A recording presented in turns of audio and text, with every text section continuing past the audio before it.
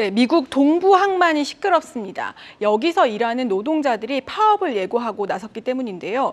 이 미국 동부 항만에는요, 뉴욕이랑 사바나 그리고 버지니아 항구가 이렇게 분포되어 있는데요. 여기서는요, 서부 항만 다음으로 많은 물동량을 처리합니다. 자동차 부품이나 의약품, 전자제품 등이 많이 오가는 곳인데 여기서 노동자들이 파업을 하면 글로벌 공급망에 차질이 생길 수도 있습니다. 그래서 그런지 해상 운임 움직임도 조금 심상치 않은데요. 상하이 컨테이너 운임 지수를 살펴보면요. 코로나 때 이렇게 비정상적으로 급등한 이후에 제자리를 찾았는데 최근에 다시 상승세를 보이고 있습니다. 보통은 크리스마스나 연말에 수요가 급증하면 오르는 경향이 있는데 여름 성수기도 아닌 최근 2달 사이에 운임이 80%나 상승한 겁니다. 물류의 양대 통로인 수에즈 운하와 파나마 운하가 홍해 사태와 가뭄 등으로 정상적인 운항이 불가능한 상황에서 미국 항만에서의 파업, 미국의 새로운 관세 정책이 해운 운임을 끌어올리고 있습니다. 우리 해운주는 어떤 영향을 받게 될까요? 자세하게 살펴봅니다. 네, 글로벌 해상 운임 상하이 컨테이너 운임 지수가 지금 9주 연속 상승 중이다라고 하는데 여기에 설상가상으로 미국 항만에서 지금 파업 이슈가 있다는 거예요? 네. 미국 동부 항만에서 벌어지는 일을 좀 살펴보면요. 네. 국제 항만 노조과 사측, 머스크가 속해 있는 해운 동맹이요. 다음 계약을 위한 협상을 하고 있는데 이걸 중단하고 국제 항만 노조가 파업을 하겠다라고 밝힌 겁니다. 이유는요. 이 동부 항만에서 지금 자동화를 추진하고 있는데 이게 노동자 일자리를 빼앗고 있다라는 주장이고요. 그리고 임금도 30% 이상 올려달라라고 주장하고 있는데 협상이 난항을 겪고 있는 겁니다. 양측의 계약 기간이 총 6년이기 때문에 지난 2월부터 협상을 시작했는데 아직도 합의점을 찾지 못한 거고요.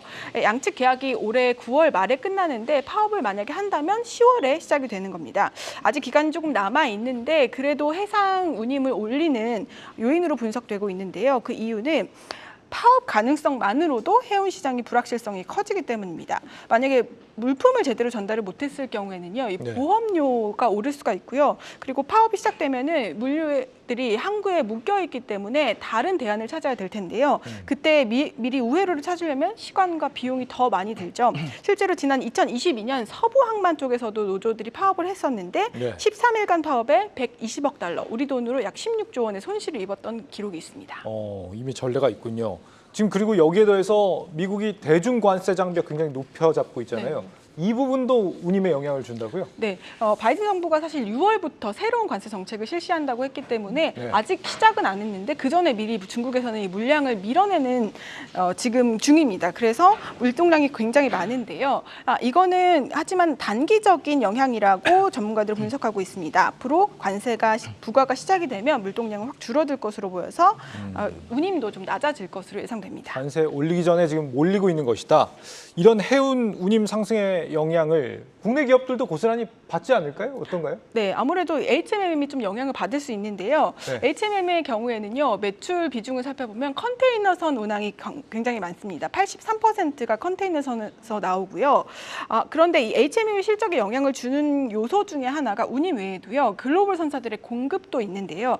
현재 이 컨테이너 물량은 비수기라서 그렇게 많지는 않은데 배가 조금 비어서, 텅텅 비어서 지금 운항되고 있는 상황입니다. 배가 꽉 차지 않고 있기 때문에 이런 상황에서 운임이 오르는 건 그나마 좀 다행스럽다라는 정도로 전문가들이 파악하고 있고요. 그리고 또 다른 해운사는 페노션이 있는데요. 페노션의 경우에는 벌크 위주의 사업을 하고 있습니다.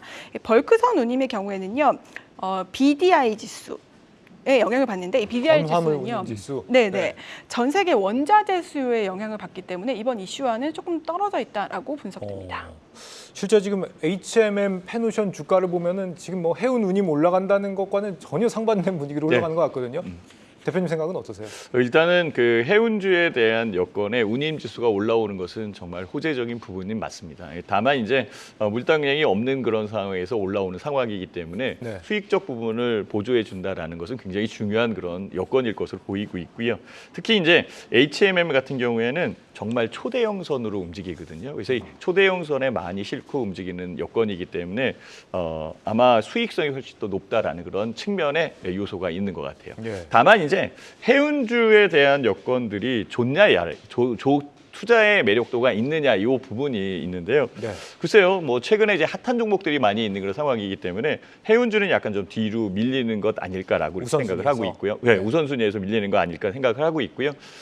미국과 중국의 이 마찰이 굉장히 심하잖아요. 예. 그래서 중국은 또 남아있는 이 재고 물량을 빨리 처리해야 되는 상황이기 때문에 배를 얼른 구입을 해서 실어 날라야 되는 그런 입장이겠죠. 빨리 팔아야 되는 입장이겠죠. 그래서 상해 컨테이너 운임 지수가 올라오고 있고 유럽 컨테이너 운임 지수가 올라오니까 아마 계속적으로 운임 지수는 좀 더 올라오지 않을까라는 그런 생각을 해봅니다. 네. 그 여건에 움직이는 종목을 선택을 해본다.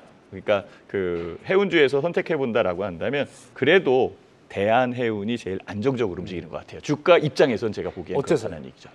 차트에 대한 흐름도 그렇고 전체적인 부분도. 근데 HMM 같은 경우에는 문제가 있어요. 이거를 매각을 해야 되는데 M&A하고 인수받는 그런 쪽에서 아직은 나서고 있는 그런 상황이 아니고 아마 정부에서 정책적 부분으로 이렇게 그 안을 내놓을 것으로 저는 생각을 하고 있는데요. 예. 그 부분이 나와야 이제 HMM에 대한 안정감을 찾을 수 있는 상황이고요.